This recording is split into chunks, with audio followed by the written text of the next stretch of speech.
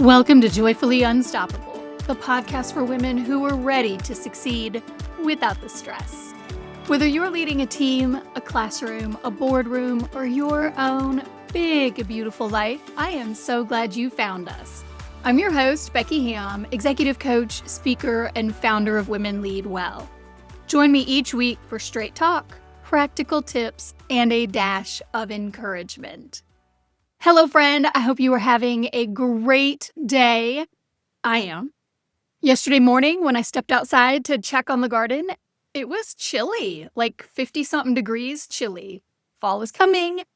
It's supposed to be some super El Nino year. We are right where we are in Virginia, like right on the fault line of does that mean a lot of snow or does that mean a lot of rain? It's going to be what it's going to be. We'll find out, I guess, in a few months, but I'm ready for fall. How about you? Shoot me a note. Let me know. Are you ready for spooky Halloween, Thanksgiving, Christmas? For me, it is my favorite time of year. The last 3 months of the year, hands down, my favorite. I love it. It's so cozy. That's not what we're talking about today. What we're going to talk about today is, for my money, no joke, and I mean this. You're going to doubt me when I tell you what we're going to talk about, but I mean this with all sincerity. This is a hard requirement for a successful organization. If you are not doing this in your organization or with your team, you are not performing at the level that you could. Why do I say that? Because systems matter. Repeatable, effective systems matter. Success is measured in inches, not miles. If you want the miles of progress, you got to work on optimizing your inches. And so the more you can do to improve performance on the regular, on the everyday, you'll be shocked at the impact that will have on your performance and mission accomplishment and success over time. So what are we talking about today? I had multiple conversations with coaching clients last week who were talking to me about underperforming team members or work that was just harder than it needed to be. It was harder than it needed to be to get to success. And okay, like maybe we have a performance issue. My first question always, maybe not the first question, the first thing I want to figure out always when coaching a client who is talking about an underperforming team member is this a matter of will or skill? Because if it's a skills gap, that's on the leader. Right? You, the supervisor, are responsible for making sure that your team has the skills and the capabilities that they need to effectively do their job. And so if a team member is lacking in a skill, great. How do we upskill them? If it's a will issue, maybe the individual knows what to do, they just don't care to do it, or they've got a bad attitude and that's making everything harder. It's making it more difficult for other people on the team to get their part of the job done because this one person is just being a pooty. Well, you can't train someone out of a lack of will. Then we have a conversation about effectively separating the individual. And those are difficult conversations to have, but at the same time, if somebody doesn't want to do the job they've been hired to do, okay, somebody else will want to do that job. And so let's move in that direction. And so when I was talking with these clients last week, asking them to try to get a sense of, is this a skill issue? Is this a will issue? One of the questions that I always ask is, okay, so they underperformed on X. Like they missed very obvious steps that they should have known to be doing related to a particular responsibility. Well, walk me through your SOP. Like, how is it that they do this job, this particular task? Every single time the individuals I was coaching stared at me and you could hear the crickets. They didn't have SOPs in place, standard operating procedures. They had not routinized the tasks and responsibilities requirements of the position that the individual was underperforming in. And now don't tune me out. I know you're going to hear SOP and you're going to think boring. And that's the whole point. We want SOPs to be boring because we want to make doing certain tasks as easy as possible. And I'm going to argue it is even more important today that at any point in our working lives, and a lot of us have been around for a while, and what is important is those individuals I was coaching last week who didn't have SOPs, who were all tied up in knots and frustrated because their employees were underperforming, they're not new. They've got decades of experience in leadership roles, management at executive level, They know how to lead. They know what it means to run an effective organization or part of an organization. And so the fact that they didn't have SOPs, and then we will talk about this in the podcast too, like what goes into a good SOP, how do you build one for your team, for the different tasks and responsibilities? Like they didn't know how to do it. So that is what we are talking about today, y'all. We are going to get your SOPs in place so that your team can just focus on execution. Why is this more important today than at any point in any of our working lives? Because the labor market is a train wreck right now. Organizations across industries have downsized over the last, 24 months? But they have cut the number of people doing work, but they have not reduced the workload. They haven't, shrunk their missions. They haven't reduced their output. You just have fewer people doing more work. At the same time that the work that's being done is more complex. And part of that has to do with changes in technology and innovation, which ultimately is supposed to make work more efficient and effective. But learning new systems and the data requirements and the mental processing to learn it makes over the short term, and here we're talking like the next several years, short term in the long term sense, makes it more complex and difficult. So individuals' mental load is through the roof because they're doing more work than they've ever done before. That work is more complex, probably depending on your industry. You've got reporting requirements for regulatory or statutory requirements. That has become more complex. All of the reporting requirements have become more challenging and more that needs to be documented to remain in compliance. That's just on the work side. And now we've got team members. Maybe a partner is sick. Maybe a kid is struggling in school. Maybe a parent needs some help as they get older. Maybe their partner is unemployed as part of the downsizing, or they are afraid that they're going to lose their job as part of the downsizing. All of that personal stress is heightened today. You're afraid to feed your kid blueberries, right? All of that is crowding out the part of the brain that is available to do work on behalf of the organization. And so when somebody is forced to go back into their brain file to figure out how to do a task or fulfill a responsibility or make progress on a project because it hasn't been documented and written down anywhere, well, you are just a whole lot more likely to have errors, to have it not go the way you want it to go, to not successfully achieve the outcome. That's where SOPs come in. And that's why I say they're magic and why I say they're an absolute hard requirement today. And here, let me also say this before we dive into what is an SOP, how do you build one? If you don't want to call it standard operating procedure or SOP because that really does make people's eyes roll back in their head, fine, I don't care. Call it a task overview. Call it a cheat sheet. Call it whatever you want to call it. It doesn't matter. Call it Sylvia. Who cares? Just do the thing. Okay. And so when you develop an SOP, what needs to be included in it to make it useful? I hope by this point I've sold you on the value of SOPs. And now you're saying, well, okay, so I want to build these, but how do I do it? I'm going to say that you want SOPs for every routine, repeatable task, every project, and every requirement. So if you have a reporting requirement or there's a hard requirement that you have to produce repeatably, then you want a standard operating procedure. Build these in some sort of a shared repository. Maybe it's a OneDrive if you're on Microsoft, a Google Drive if you're on Google, or a SharePoint, wherever, but somewhere that people can have access to them. Step one, give it a super obvious title. In a previous role, I oversaw our board. And so we had SOPs on a board meeting. We had an SOP for the board nomination process for how we'd identify, recruit them, and then onboard them. We had SOPs. I ran a university, so we had SOPs for all of the academics, curriculum review and accreditation requirements and faculty promotion. And we didn't have tenure at our organization, so that wasn't, but we would have had an SOP for that at a traditional university. So anything that is repeatable, that could be held in someone's institutional memory, We want to codify it in an SOP.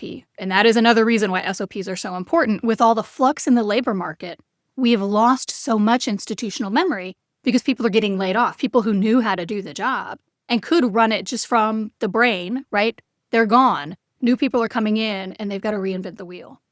Or your husband does get sick, or your kid gets sick, or you get sick and you're called out. Somebody needs to step in to pick up the work for you. That SOP allows them to do that. So step number 1, give it a stupid, obvious title so nobody can misunderstand it. The next thing on the SOP, and I'm going to include a template. You can do this just in your own on a Google Doc or whatever, document it wherever you want. But I'll create a template and you can just be a link in the show notes because it ain't actually hard.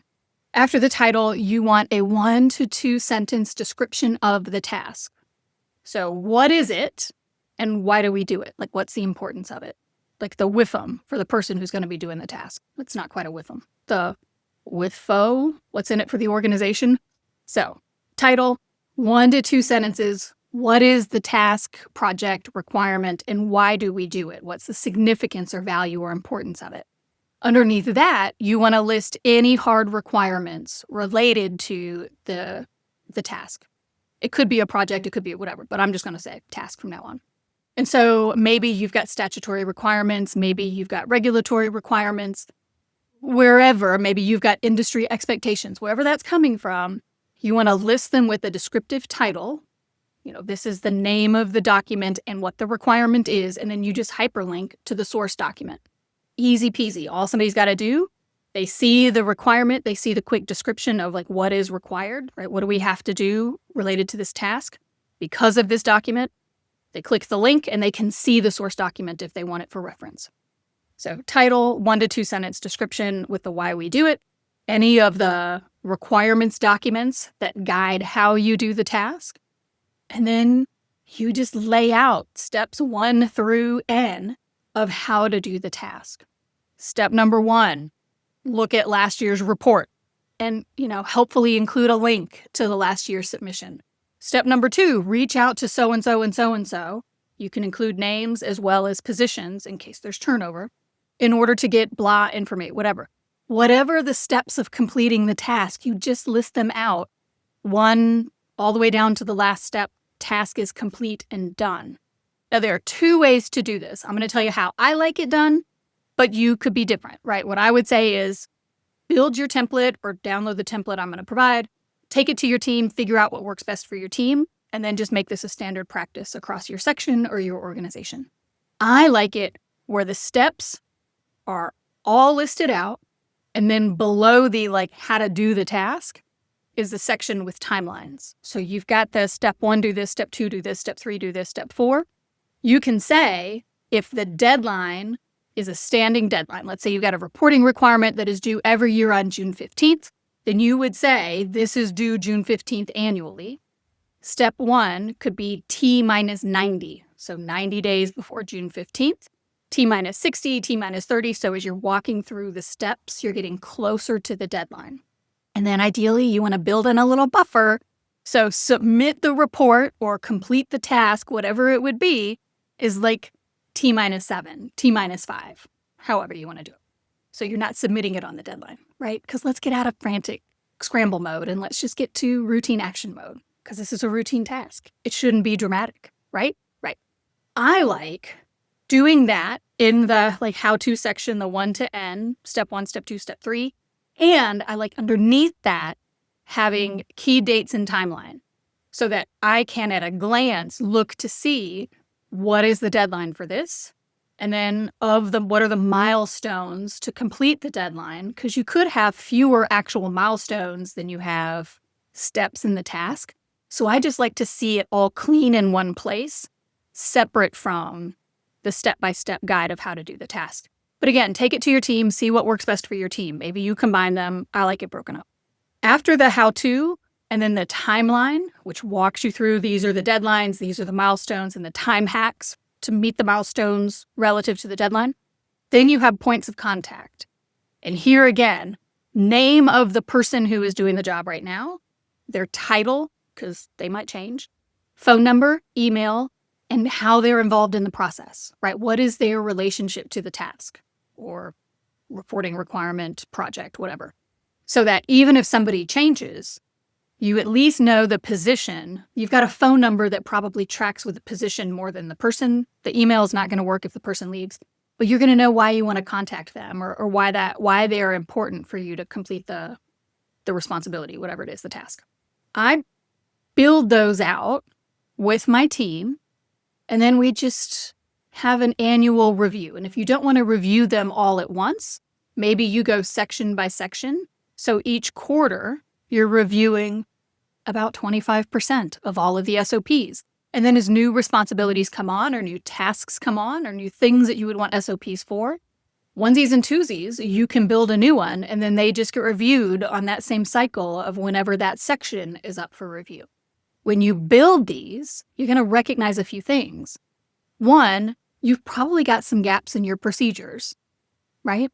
You probably have some Band-Aids in place about how to get some of these routine actions done, and you've probably been dropping a few balls. Okay, this happens. This is life. This is why we document it, so that we can then address that.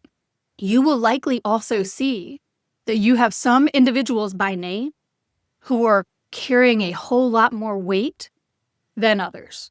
Because now that you've actually documented their workload and what they're doing, you can see how much more they're accomplishing than some of their peers. That becomes really important when you move into a performance evaluation season and any kind of monetary or time off awards that might be attached to performance. So again, it just helps you build a more credible case for rewarding your hard chargers and maybe documenting a weak performance for some other members of your team. You will also find out, maybe the first time you do it, but certainly once you start reviewing it annually, you will identify opportunities for process improvement. I already mentioned you're going to find some gaps, some things that you haven't been doing that you know that you should. But you might also, once you start reviewing them and intentionally thinking through, how is this project or task, how are we doing this? How could we do it more efficiently or more effectively? Now that we know the outcome we're driving for, that's that first couple of sentences, are there marginal improvements, little tweaks that we can make in order to better achieve this goal in a way that is easier for the individual who is doing the work? Or is there a wholesale review for how we ought to be doing this to meeting this objective that would be a fundamental change for how we accomplish the task or the project or the reporting requirement? All of that's possible once you get intentional about looking at the work that you're doing. But when you're just in rinse and repeat, and when you are working off of institutional memory, or people just fumbling through figuring it out at the last minute because they got too much on their plate and they weren't tracking that the deadline was coming up because they've got too much on their plate, and then they are crashing on something that is a routine, repeatable task. All of the good to come from having the SOPs. So that is what I would say. Build them. Not you, the individual. No. You create the template, socialize the template with your team, and then have the individual who was responsible for accomplishing the task, have them build the SOP. And if it is a task that is requiring input or feedback or approval from somebody else, once the draft of the SOP is in place, send it to everybody on the POC, the points of contact line, anybody who has any input into the creation or review process, and get their input on the SOP. Not for them to pull it apart and spend 2 years on it, but for them to take a look and say, yeah, that looks right. Or, hey, you forgot something. Or what about blah, right? Or, you know what? We don't really need this here. Pull this out. That's the best kind, right? Take responsibility away. Once you've got it, then again, figure out, depending on how much you're responsible for within your part of the organization, an annual review cycle that doesn't have you reviewing 50 SOPs at once, because that's not fun, right? Okay, that's it. That's the episode. Get your SOPs in place, because I guarantee your life will be better if you do. And if anyone on your team doesn't want to do it, have them reach out to me. And I'm happy to talk about the importance of SOPs and the value, the return on investment to them, the WIFM, the what's in it for me, for them as individuals to have these SOPs in place. And again, there will be a download. We are just trading. You give me your email, I give you the template. If you don't want to give me your email, no heartburn. It's your life, it's your email. You can create the template on the basis of what we talked about today on the episode. And I would say final plug, because we're here and it's my podcast. This is the kind of thing that we do inside the Women's Executive Leadership Lab. Part of it, through our group coaching, is really getting into some of the gendered bias that is existing in senior leadership roles for women today. So part of it is the community that is built when really amazing women come together to support each other. It's awesome. I love our group coaching calls. And part of it is brass tacks. How do I more effectively manage at a senior level while I have greater bandwidth and less day-to-day touch points with my teams, right? I will have maybe touch points with my direct reports, but my direct reports have direct reports, and sometimes they have direct reports, right? And so my ability to touch the entire organization or part of the organization is less at the executive level than it is when you're in lower level leadership. And so things like building SOPs and getting clear on what they are, what we use them for, and how to use them, how to leverage them to improve performance, vital, critical. And again, these are senior leaders who have been doing it for a while. They didn't have SOPs in place. Maybe you don't have your SOPs in place. Come inside the Women's Executive Leadership Lab. We will get you squared away for effective executive leadership. All right. That is the conversation today. If this episode spoke to you, I would love for you to share it with a friend. We need more women leading from alignment, not adrenaline. Repeatable routine tasks should not be dramatic. And if you haven't already, please make sure to like and subscribe so you don't miss next week's drop. Really does help a little podcast like mine find its way into other women's ears who would enjoy it. Remember, joyful, sustainable, and authentic leadership is possible, and you deserve to enjoy every single minute of it. Until next time, I'm Becky Hamm, and this is Joyfully Unstoppable.